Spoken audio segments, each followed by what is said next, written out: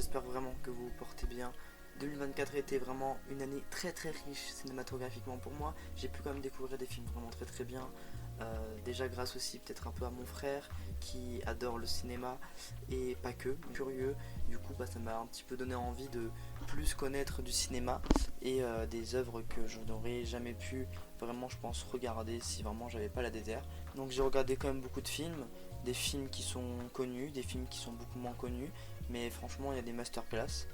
Des films mal critiqués par la presse, bien critiqués, bref il y a un petit peu de tout. Donc dans cette vidéo je vais vous les présenter. Je voulais faire cette vidéo depuis 2025, enfin, depuis début 2025 plutôt, et du coup j'ai vraiment voulu faire un truc un peu plus posé que les autres vidéos où là je vais vraiment plus vous parler cinématographiquement de quelque chose qui pourrait être vraiment intéressant pour vous et pourrait vous montrer à quel point il y a plein de films que vous n'avez pas encore vus, des œuvres incroyables, et on va y aller pas à pas, chaque catégorie par catégorie, tranquillement, parce que franchement la dernière catégorie il y a vraiment des trucs à dire. Vous êtes basé, en tout cas installez-vous bien, prenez un petit thé, un petit café, donc si c'est le soir je vous le conseille pas, et on y va de suite pour la première partie.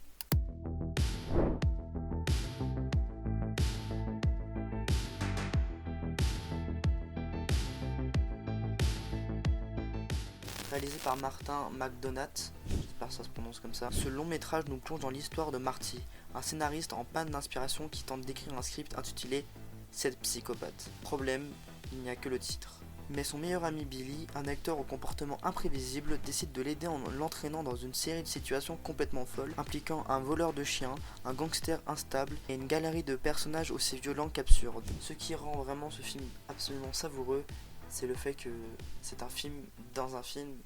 Waouh, incroyable. Non mais franchement c'est vraiment cool, j'ai vraiment aimé, surtout la réalisation est vraiment folle, où fiction et réalité s'entremêlent jusqu'à se confondre. Le scénario est à la fois brillant, imprévisible et bourré d'humour noir. On pense parfois à Fight Club dans sa façon de déconstruire les codes du récit, tout en livrant une réflexion acerbe sur la violence, le cinéma et la création artistique. Avec son casting exceptionnel et son style unique, cette psychopathe est une vraie claque en général par ses plans, par son casting, son montage, bref, c'est vraiment à découvrir ou à redécouvrir pour tout amateur de cinématographie.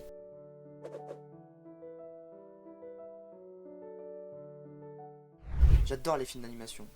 Et même si dans cette catégorie il n'y a que 2 films d'animation que j'ai découverts en 2024, je peux vous assurer que ces 2 films d'animation ont clairement leur place dans mon top des films d'animation que j'ai vus de ma vie. Visuellement c'est bluffant et scénaristiquement ça n'a réellement rien à envier à de grands films connus et reconnus. Tatsuki Fujimoto, connu pour Chainsaw Man, son œuvre la plus populaire, ou encore Fire Punch, est un auteur à part.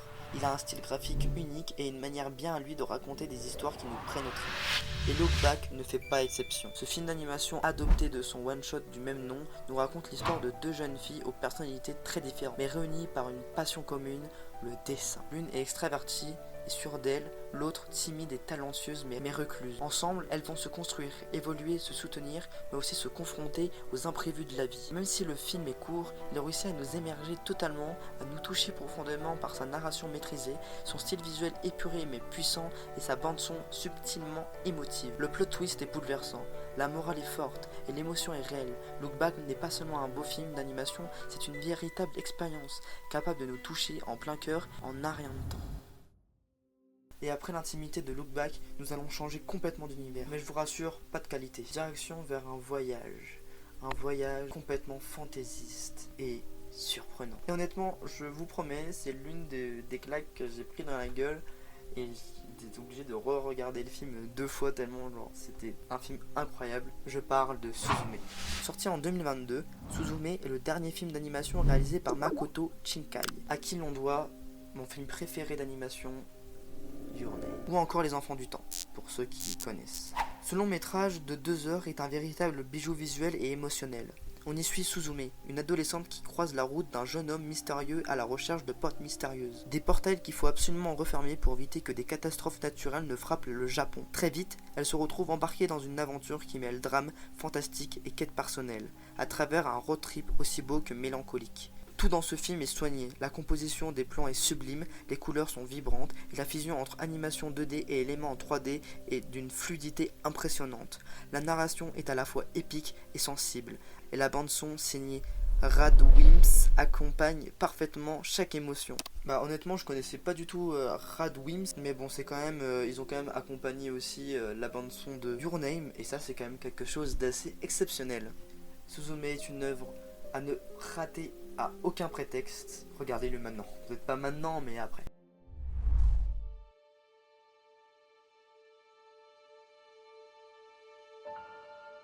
Alors là, de base, je voulais vous mettre le dernier samouraï, mais malheureusement, je n'ai pas pu le voir. Je n'ai absolument aucun moyen de le regarder, donc si vous connaissez une plateforme où on peut le regarder légalement, bah je suis vraiment chaud. C'est un film où j'ai pu commencer, mais malheureusement, j'ai pas pu le finir, donc franchement, ouais, si vous avez une petite plateforme, genre Amazon Prime, ou je sais pas où il est disponible, bah dites-le moi. Faudrait que je le cherche de moi-même, mais bon. À chaque fois, j'oublie. Sorti en 2016 et réalisé par Mel Gibson, Tu ne tueras point est un film de guerre inspiré d'une histoire vraie, celle de Desmond Doss, un jeune américain profondément croyant qui s'engage dans l'armée pendant la Seconde Guerre mondiale, sans jamais vouloir toucher une arme. Son choix surprend, dérange, équivaut moquerie et pression. Mais Doss tient bon, il devient infirmier de combat et prouve lors de la dernière bataille d'Okinawa qu'on peut faire preuve d'un immense courage sans violence. Ce qu'il fait est incroyable. Il sauve des vies, des dizaines de vies, sous des coups de feu, seul, sans porter et utiliser aucune arme.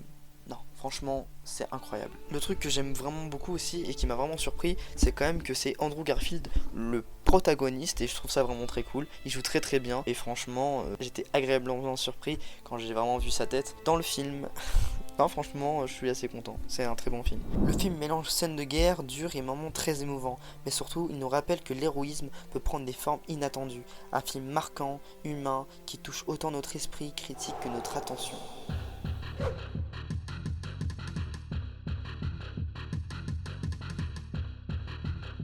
Donc dans les actions, nous allons parler de Kill Bill, un film que j'apprécie tout particulièrement, que j'ai découvert sur Arte et sur YouTube, même si ça date d'il y a vraiment longtemps, bah, je l'ai quand même découvert une vraie véritable pépite, donc je vais vous en parler assez rapidement, sachant que du coup c'est un même film, Tarantino l'avait dit, c'est un même film, du coup c'est pour ça qu'il est en deux parties, et de base, sachez, t'as une version en entière qui a été passée dans le cinéma de Tarantino, donc moi je trouve ça assez zingue, et j'aimerais bien pouvoir aussi un jour le voir en entier directement comme ça, même si en vrai bah, je rate rien de fou à part la censure dans le 1 pendant la scène de combat, mais sinon voilà. Donc pour Kill Bill 1, réalisé par Quentin Tarantino avec Uma Thurman, une femme surnommée la mariée est trahie et laissée pour morte par son ancien amant Bill et son groupe d'assassins le jour de son mariage. Après 4 ans de coma, elle se réveille animée par un seul désir, se venger. Armée d'un sabre forgé par le maître Hattori Hanzo après un petit voyage au Japon, elle traqua un à un ceux qui ont détruit sa vie. Kill Bill a des scènes absolument incroyables et mythiques, avec des décors vraiment cool, des compositions très sympas, des chorégraphies absolument incroyables. J'ai absolument surkiffé ce film, qui est pour moi le meilleur des deux. Mais du coup, parlons un petit peu du 2. Donc j'ai pas vraiment envie de vous spoiler, donc je vais essayer de contracter ça un petit peu parce que vous devrez vraiment le regarder. Dans le 2, Uma Thurman, donc la mariée, va essayer de tuer du coup les autres tueurs, et Bill du coup, elle continue sa vengeance. Voilà, tout simplement, il n'y a pas plus de trucs à dire. Il n'y a pas de scène vraiment très remarquable, même si déjà bah, c'est signé Tarantino, du coup c'est très très joli, il y a des scènes vraiment très sympas, très stylées, donc franchement je peux que vous le conseiller. En plus, petite anecdote, à la fin du tournage, Uma Thurman s'est fait mal. À la mort, voilà, tout simplement. Donc c'était une petite anecdote, voilà, donc elle était à fond. Enfin, franchement, c'est trop bien, j'aime beaucoup trop Kill Bill. Je suis un très grand fan, je ne connaissais pas avant.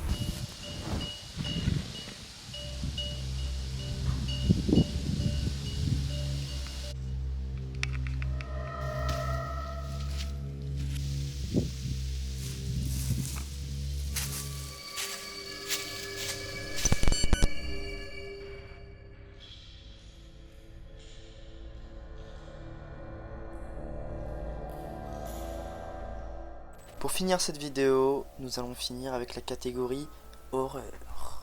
Donc j'ai découvert quand même beaucoup d'œuvres absolument incroyables. Nous allons commencer un petit peu doucement, donc attachez votre ceinture, je pense que vous allez découvrir un ou deux films absolument incroyables. Et si vous avez vu d'ailleurs l'un de ces films, n'hésitez pas à commenter, ça ferait extrêmement plaisir pour le référencement et pour moi. Trigger warning, ces films sont quand même assez violents mentalement, enfin émotionnellement, physiquement, bref. Il y a du gore, il y a du sanglant, ça peut être un petit peu dur mentalement pour certains films. Vous êtes avertis, si vous n'aimez pas ce genre de truc, n'allez pas le voir. De toute façon, je vais essayer de pas vous le spoiler, enfin de pas vous spoiler les films, parce que c'est pas mon objectif non plus, mais voilà, avec un petit synopsis et vous donner un petit peu envie quand même.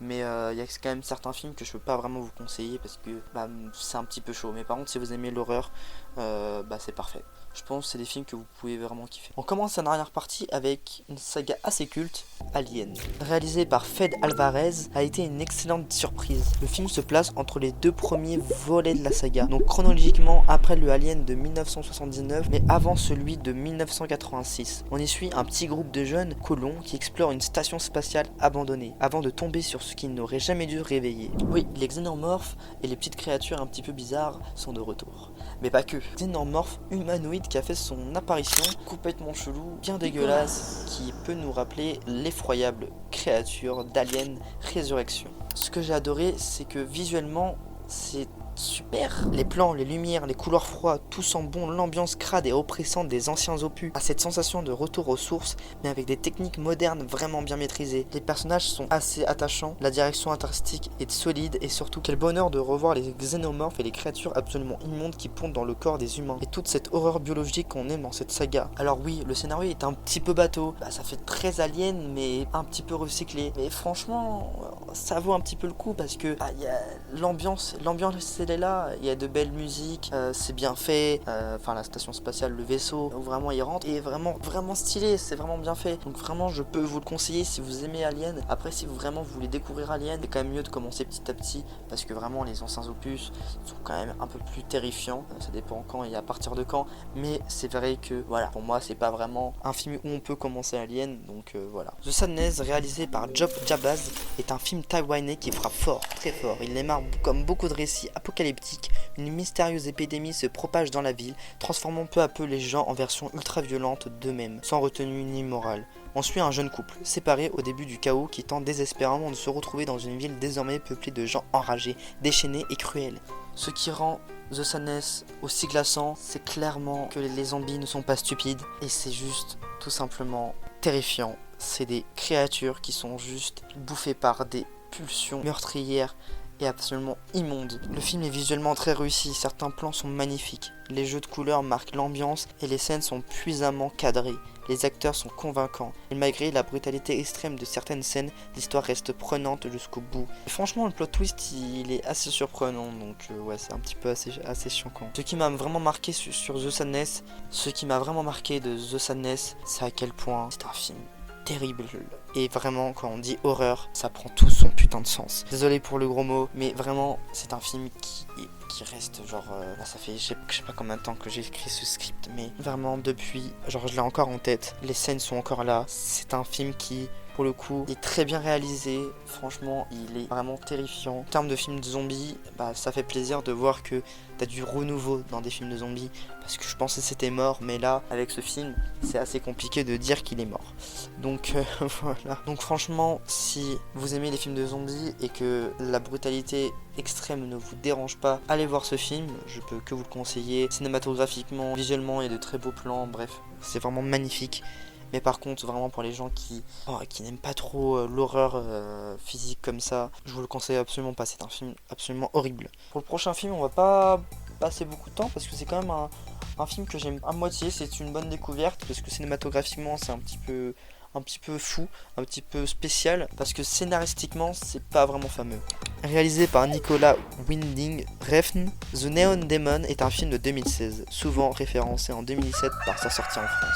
C'est un long métrage d'environ 2 heures, visuellement impressionnant avec une mise en scène soignée et une colorimétrie très marquée, presque hypnotique. Le film part dans quelque chose de très expérimental, au point qu'on peut facilement s'y perdre. Et c'est un peu dommage, car cette approche finit par desservir l'histoire, pourtant intéressante. En voulant trop miser sur l'esthétique et la symbolique, le fond narratif passe parfois au second plan. C'est vraiment dommage pour le coup. L'avant-dernier film qui a été pas mal critiqué, pas forcément bien, mais personnellement j'ai trouvé que c'était un film vraiment cool esthétiquement. Alors oui, c'est peut-être pas une masterclass comme le dernier film de cette sélection, Watch Time. C'est clairement un film qui mérite d'être vu, franchement.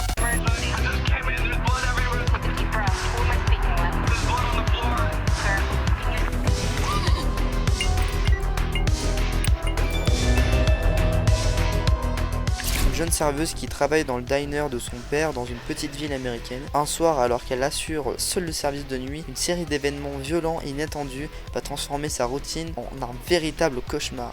Tensions internes et menaces extérieures, Nancy devra puiser dans ses ressources pour survivre à cette nuit infernale. Ce qui m'a immédiatement séduit, c'est l'ambiance très années 80 du film. Les plans cinématographiques sont magnifiques avec des jeux de couleurs qui rappellent les classiques de l'époque. La réalisation d'Alan Scott Neal pour son premier long métrage est prometteur. Provient à instaurer une tension palpable tout au long du film, rendant hommage aux films d'horreur et thriller des années 70 à 80. La bande son, composée par Alan Palmo, connu par son projet Neo Indian, je ne connais absolument pas, accompagne bien l'action, même si elle ne m'a pas particulièrement marqué. Elle reste néanmoins en adéquation avec l'ambiance générale du film. Le scénario écrit par Tyler Sardoni n'est pas parfait. Il comporte quelques incohérences et la fin peut sembler un peu déroutante. Cependant, le film aborde également des thématiques sociales intéressantes comme les dynamiques du pouvoir et les tensions sociales dans les petites communautés. Malgré ses défauts et ses critiques, L'Astro est quand même un film qui m'a profondément marqué parce que visuellement c'est fort, ça peut vraiment être une inspiration très très cool si on a envie de faire des petits films et tout. C'est vraiment franchement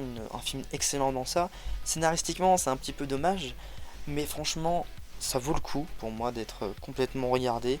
C'est prenant, ça dure pas trop longtemps. C'est pas un film de merde. Visuellement c'est joli, c'est vrai que la fin, comme j'ai déjà dit, ça peut être un petit peu déroutant. Je peux que vous le conseiller. Et si vraiment vous avez envie de le regarder, il est sur Shadows. Voilà, donc c'est gratuit, voilà. Shadows d'ailleurs je peux vous le conseiller. C'est un site de streaming pas si cher que ça. Bon ouais, pas cher en fait. T'as plein de films très peu connus d'horreur ou connus et c'est assez cool. Donc je peux vraiment vous le conseiller. Et pour terminer cette sélection, je vais vous parler du film qui m'a le plus horrifié de toute cette sélection, Ghostland. Ghostland, réalisé par Pascal Laugier en 2018, celui qui a fait Martyr au cas où. Après le décès de leur tante, Pauline et ses deux filles, Beth et Vera, héritent d'une vieille maison isolée en pleine campagne. Dès leur première nuit dans la demeure, un événement brutal et traumatisant survient, bouleversant à jamais leur vie. 16 ans plus tard, Beth est devenue une écrivaine à succès spécialisée dans l'horreur, tandis que Vera semble n'avoir jamais surmonté ce qu'elles ont vécu. Beth retourne alors dans la maison familiale et les souvenirs refont surface. Mais en revisitant les lieux de son passé, elle découvre que la réalité est peut-être bien plus complexe et bien plus terrifiante que ce qu'elle croyait. Entre confusion mentale, terreur psychologique et violence crue, Ghostland plonge le spectateur dans un cauchemar éveillé où les frontières entre imagination et réalité se brouillent constamment. C'est vraiment un film vraiment choquant. Donc franchement, regardez-le, c'est un très bon film, je peux que vous le conseiller. C'est un film d'1h35, certes court, mais franchement intense, avec un plot twist plutôt efficace, franchement, même si quand même, pour pas vous mentir, il y a quelques moments qui peuvent être un petit peu devinés à l'avance, mais ça reste un petit peu chaud. Donc je peux que vous le conseiller, je sais pas sur quelle plateforme c'est disponible, donc je vais vous le mettre à l'écran. Donc voilà, en tout cas bon visionnage sur ça. J'espère que cette vidéo vous aura vraiment plu. En tout cas moi c'était vraiment un vrai régal de la faire, de la créer. N'hésitez pas à me dire qu'est-ce que vous avez pensé de ces films, de cette vidéo. Franchement ça serait cool que vous me donniez des films à regarder. Comme ça peut-être j'aurai la matière première pour le prochain épisode qui se passera en 2026. En tout cas j'espère que vous avez découvert au moins un de ces films. Et si vous avez découvert l'un de ces films et que vous l'avez vu et que vous trouvez que c'est un très bon film, lâchez un petit like, ça peut toujours faire plaisir. Si vraiment vous avez vraiment aimé la vidéo bien évidemment. Et à vous abonner si vraiment la chaîne vous plaît. Il y a toujours de nouvelles vidéos qui arrivent. Donc voilà, toutes les 2 semaines. Donc en tout cas merci de m'avoir écouté, de m'avoir regardé. C'était Mathéo CR2. À la prochaine pour une nouvelle vidéo. Ciao ciao.